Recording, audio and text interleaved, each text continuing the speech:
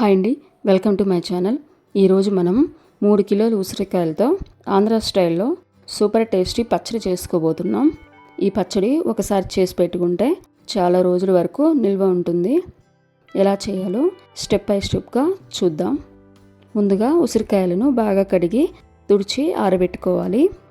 ఇప్పుడు ఒక కడాయిలో 1 లీటర్ వరకు ఆయిల్ తీసుకున్నాను. ఆయిల్ని కొద్దిసేపు వేడి చేసి స్టవ్ సిమ్లో పెట్టుకొని ఉసిరికాయలని 1 బై 1 వేసి వేయించుకోవాలి. అవి కొంచెం మెత్తగా అయ్యాక స్టవ్ ఆఫ్ చేసి చల్లారనివ్వాలి. అలాగే అన్ని ఉసిరికాయలని వేయించుకొని పక్కన పెట్టుకోవాలి. ఇప్పుడు 3 టేబుల్ స్పూన్ల ఆవాల్ని 1 టేబుల్ స్పూన్ మెంతుల్ని దూరగా వేయించుకొని మిక్సీలో పౌడర్ చేసి పక్కన పెట్టుకోవాలి. ఇప్పుడు 200 గ్రాముల చింతపండుని తీసుకొని వేడి నీళ్ళలో నానబెట్టుకున్నాను.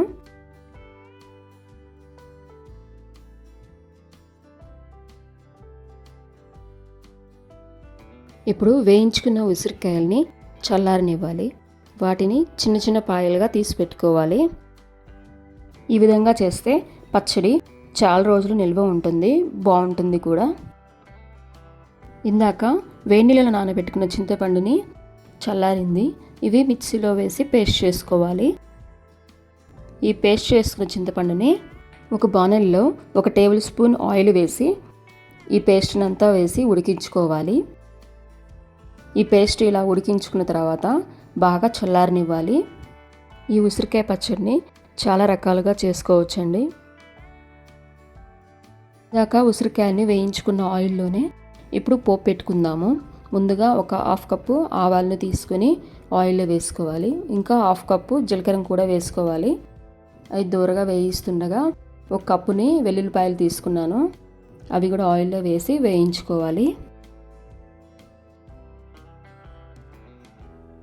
ఎండుమిర్చిని కూడా వేసుకోవాలి. మాడకుండా చూసుకోవాలండి పోపుని. ఇంకా కరివేపాకును కూడా వేసుకోవాలి. వేయించుకున్న పోపుని చల్లారనివ్వాలి.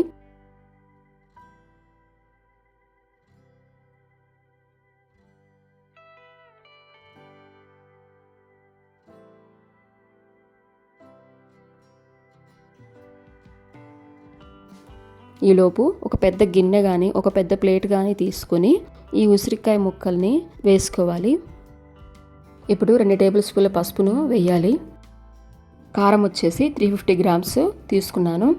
మీరు తినే కారాన్ని బట్టి ఇంకో 50 గ్రామ్స్ ఎక్స్ట్రా వేసుకోవచ్చు. అలాగే ఉప్పును కూడా 300 గ్రామ్స్ వేసాను.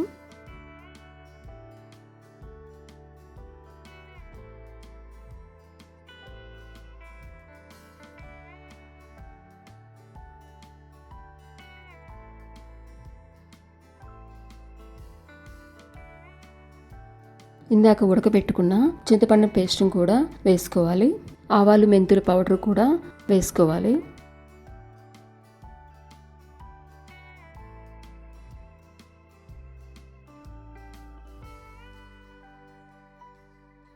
ఈ ఉసిరికాయ ముక్కలకి ఉప్పు, కారము, మెంతిపిండి, ఆవుపిండి, చింతపండు పేస్ట్ను కలిసేలాగా బాగా కలుపుకోవాలి.